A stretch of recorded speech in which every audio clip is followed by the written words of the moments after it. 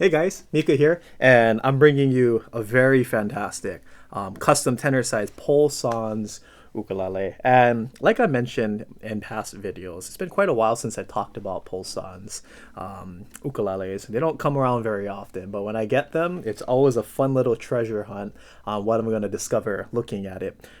Picking it up, usually I'm briefed down like, hey, like, this ukulele has these things, but it's one of those fun things like I want to look at it and see if I can kind of pick up on any of the uniqueness that these pulse-on ukuleles kind of come with. So I tried my best to look at it, and it's one of those things that you kind of just take for granted, and you're not really aware of it until someone like says it out loud. You're like, oh, I can't unsee it now, right? So I'll get into that in just a moment, but kind of starting off with the more bread and butter stuff.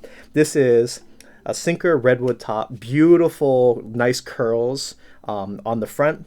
Not too much different colors going on. Sinker redwood can vary between. This is actually a very light color in my experience compared to some more like kind of darker like sinker redwoods like that with the green and red. But this is a really nice piece of wood with the grain pattern and the curl here on the front. Really really nice.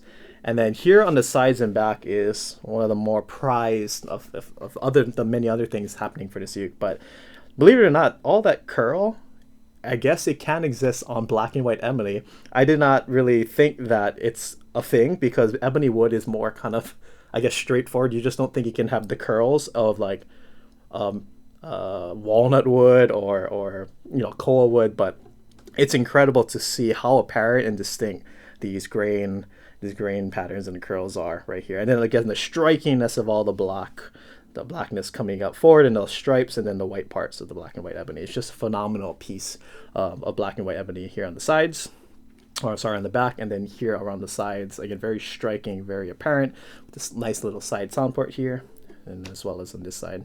So this brings me to my next point, which I was just kind of ravaging about earlier. Just like, hey, it's one of those things you kind of look at it, you don't really think about it until maybe someone says it out loud. So I'm not sure if the camera was able to pick it up, but we have a gloss finish front, but in more of a matte or kind of like a satin finish side. It's like a shinier matte finish on the sides and then a gloss finish on the back. So this is pretty unusual because usually when you play an instrument, whatever's on the front is usually on the sides and the back. Kind of same with the headstock. If it's kind of shiny on the front, you can kind of almost assume it's shiny. Oh, wait. Yeah, it's matte finish. So it's one of those things like you probably would, oh wow, this is an awesome ukulele. You're looking at it, kind of easily overlooked, but then, wait, it's different. It's shiny in the front and then, satin on the sides. And you just start thinking, is the fretboard shiny now? Like you start kind of overthinking it like, wait, is the neck shiny? Is this fretboard shiny? But the headstock is a gloss finish, but then when you get to the back, it's a matte finish. So it's one of those, again, small attention to details. It's something that even for me, I take for granted. I play so many different custom ukes. I see a shiny front. I'm like, oh, okay, it's a gloss finish all the way around. But then upon closer inspection, you can see that it's a different finish here on the sides versus the back. Oh, sorry, the front and then even the back of the instrument. So yeah, beautiful stuff. Here on this scoop cutaway, here on the headstock, as well as the binding, we have South American rosewood, and it almost looks like a cocobolo, or almost looks like, it has a really dark or brown reddish kind of dirt color. So very distinct and very beautiful. It's even here on the back side of the headstock, but again, on the front of the headstock, really beautiful little aesthetics with the scoop cutaway right here, and then even the bindings right here on the top and in the back, and then Cameroon ebony here on the bridge as well as the fretboard. And another one of those things where I didn't really realize or notice this when when you're not fortunate to be like shining, in a room shining with light kind of coming above you. When I was tuning it up, I didn't really notice this when I was playing, but now that all the lights are here, I noticed that there's these really cool spunky designs here on the fretboard. Again, it's just another one of those traits or characteristics of pulsans ukuleles. You just never know what kind of surprises, whether it's on the inside or outside, or just you never know what's going to be unique about this instrument. Like I mentioned, it's like a big old treasure hunt for me. So it's really cool to kind of see these things come to light. Literally. So here on the third fret, I'll try my best. I'm not sure the camera will pick it up. I'll try my best to illustrate it. But here on the third fret, there's this little square right here. Over here, like this little rectangle facing this direction. On the fifth fret, it's going to be long ways. there's this like little kind of square, like cubes and square and a rectangle that's here on the 7th fret. We have this long little rectangle strip on the 10th fret, and then we have three kind of different sizes of the rectangle shapes going, one going like that, one going a little shorter, one going a little longer. And then we have two more right here on the 15th fret right here, like a little rectangle, and then another two kind of rectangles kind of stacked upon each other, one's shorter, one's longer. And yeah, so if you were to see the pictures, or if you ever purchase this and get to see it, it's very unique how you can see all the different types of shapes that are all over the main frets of the instrument. That's really important to know. It's not like, oh look, it's on measure, it's on fret 6, it's on fret 9, fret 13, you know, like kind of just like oddball frets to put it on. It actually makes sense on the frets that they're on. Essentially, you're going to find the designs on all the fret markers. So 3, 5, 7, 10, 12, 15, 17. You will also find one of those unique patterns on each of the frets. Again, it's one of those things where you shine a light above and you're like, oh, that's pretty cool. And another pretty cool thing about the wood choices that he used is that unlike the fretboard, which is very clean, it's, you know, all the wood's very flat, there's no like indentations on the inside, because wood can be like that. These little pieces of wood here on the fretboard, some of them do, like this one has a little indentations in the wood, meaning like the wood's not filled up with like gonna material or, you know, try to fill up the kind of the voids. So it has a different kind of texture when you look at it, like over here, and then some over here, and then even over here. So again, it adds more of a kind of textural change versus the kind of the very flat filled surface of the fretboard here. And then speaking of fretboard, this is a radius fretboard, so I'm a big fan of radius fretboard. I think it makes a difference, pretty big difference when I'm playing like my bar chords like this. Now the back of this is a satin Spanish cedar neck, and then here on the back we have the Goto UPT tuners, slightly bigger width to go ahead and grab the tuners to go ahead and tune your instrument. And then, like with all Pulson's custom ukuleles, you have his signature headstock, in which it's almost literally cut in half. There's a small little bolt on the top and the middle that kind of connects the two, but literally like it's not really touching as you go down and follow the design. Nice and cut up and right down the middle, so it's very unique. Not sure of any other brands that literally cuts their headstock in half like this. So very recognizable for me when I walk in the room, like, hey, that's a Pulson's ukulele because of the headstock. So beautiful aesthetics of this instrument. And then one last thing that I wanted to go ahead and mention, and this is again kind of rare on an instrument. I've seen it before, but the tail block of the instrument is flushed against the body of the instrument. Usually you'll have the tail block kind of like come out like an inch or so over here, so you can literally grab it. It's one of those things that we don't really pay attention to, and from a player's perspective, it doesn't really matter, but the luthier probably had a specific reason for doing this. But I just want to go ahead and point it out that this neck, or this bottom of the tail block, does flush against the body. So another kind of unique factor about this instrument. Well, and then one last thing I guess I forgot to mention is that the rosette here, you have the bog oak wood right here in the darker spots. You have the sinker redwood that's also kind of like blended in with the face of the body.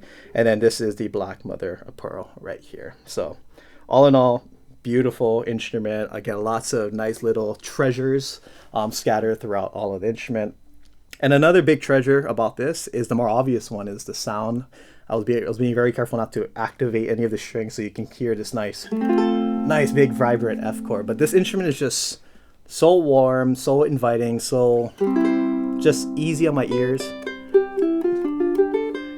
It has just a nice rounded mellow sound. The A string can bite if you pluck with, I have a really long thumbnail, but if you pluck really hard with it, of course it'll bite out and jump out at you. But if you're more subtle with how you pick, just really nice rounded kind of texture of the sound. If I go on the E string, nice sustained vibrato. Whether I just want to take my time and pluck slow,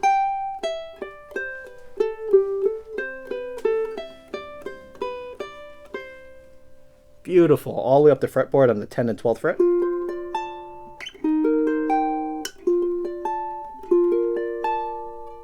Listen to that sustain.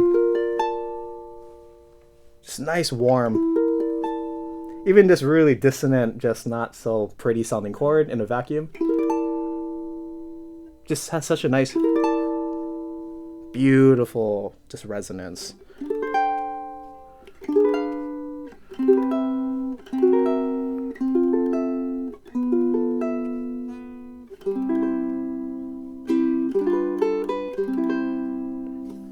Now, we'll point out that the setup or the action on this particular ukulele is a little high for my preference, but at the end of the day, my preference is literally having it as low as possible, as humanly possible, because I like to tease myself to have girl hands, and I'm like pretty much a fingerstyle player, so I want it kind of as low as possible. But you know, the disadvantage of having it really low is that the instrument gets softer. You know, you're more susceptible to buzzing if you're digging into it. So with this one, I would say this setup for me, again, being biased, is a little high, but really on the spectrum of like how high or low setups are, I think it's like right in the middle. I think it's set up to do pretty much anything you want it to do. So if you're a, you know, let's say a rock strum, or you're like going at it, this instrument can handle it because there's enough leeway or space between the top of the string and the fret wires right here. So if you're digging into it, this instrument is not going to buzz. There's just no way, because the setup is higher than usually what I like. So that means for me, like, I have to press a little harder to, you know, do my fingerstyle stuff. But again, if you're like, say you dig into your playing more, you play harder, or you're used to playing where you have to press down harder, then this instrument is going to feel no different probably from what you're holding. But for someone like me, again, where their action is really low, I can notice I have to press a little harder. Again, I'm like I'm flushed on the opposites. On one side of the spectrum, I'm like one of those radical, you know, people tease you like, man, like you can just like look at it and you're making a bar chord. You can make a clean bar chord. That's kind of how low I like to have my instrument. So for those of you wondering like, oh, what's the setup? That's how, like, what I professionally think about this. So yeah, just again, such a clean, if I do fingerstyle,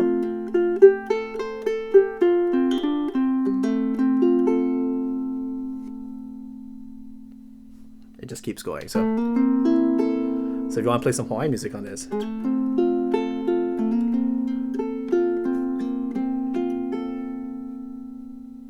it just keeps going. So let's jump into this sound sample. Here's a famous one. Not so much Hawaiian, but like kind of Hawaiian contemporary from the 90s.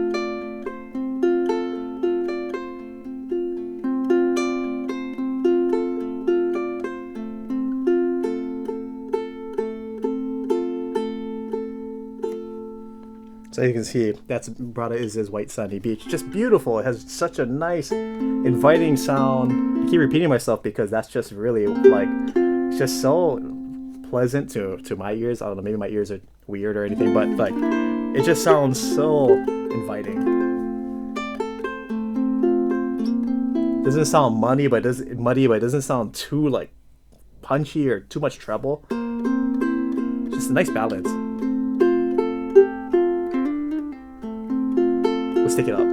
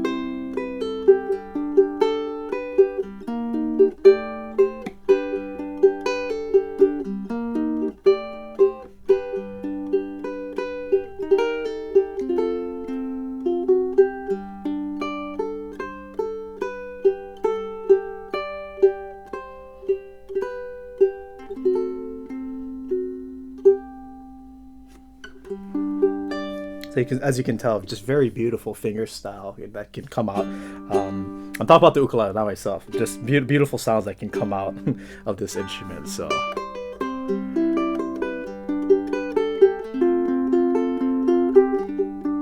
Would like to point out that I do have nails, so if you play with your flesh, if I were to attempt to you can hear how it rounds out a lot more.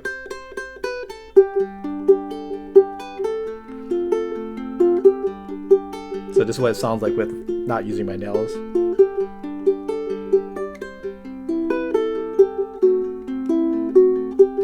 This is what it sounds like with nails.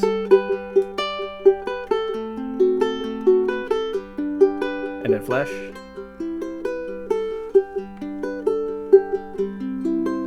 And then nails.